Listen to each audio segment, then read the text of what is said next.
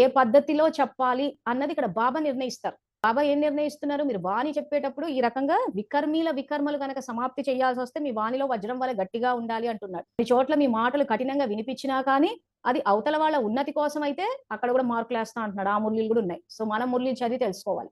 వ్యక్తుల అభిప్రాయాలను బట్టి మన పాపపుణ్యాలు నిర్ణయించబడతాడు. బాబా మురళిలో చెప్పిన వాక్యాలను బట్టి మన పాపపుణ్యాలు నిర్ణయించబడతాయి. సో అందుకే నన్ను ఎంతమంది వ్యతిరేకించినా చెప్పేసుకుంటూ వెళ్ళిపోతూ ఉన్నా. అంటే కొంతమంది ఇప్పుడు రియలైజ్ అవుతారు, కొంతమంది కొంత టైం పడుతుంది. సో వాళ్ళు రియలైజ్ అయ్యేంత వరకు మనం ఇక్కడ చెప్పడం మానేయకూడదు. సో మనం చెప్పేస్తూనే ఉంటాము. సో వీడియోలు రికార్డ్ చేసినప్పుడు కూడా అప్పుడు కూడా యూట్యూబ్ ఛానల్కి ఎంతో వ్యతిరేకత వచ్చింది. బాబా ఒకటే చెప్పాడు, రికార్డ్ చేసి పెట్టేసి టైం వచ్చినప్పుడు చూసుకుంటారు. సో కరోనా వచ్చింది, ఆ టైంలో అందరూ చూసుకున్నారు. ఇప్పుడు కూడా చెప్పి పెడుతున్నాం, ఇదిగో ఇది పద్ధతి. సహయోగులు వ్యతిరేకించిన, విమర్శించిన, తప్పు పద్ధతులు పట్టినా మన వాణి ఎప్పుడు స్నేహంగా ఉండాలి, ఎప్పుడు ఖచ్చితంగా ఉండాలి, ఎప్పుడు ప్రేమతో ఉండాలి, ఎప్పుడు వజ్రం వల్లే ఉండాలి. సో ఇవి కూడా బాబా చెప్పాడు. మన వాచా సేవ ఎలా చేయాలని ఆ జ్ఞానం మనకు ఉండాలి.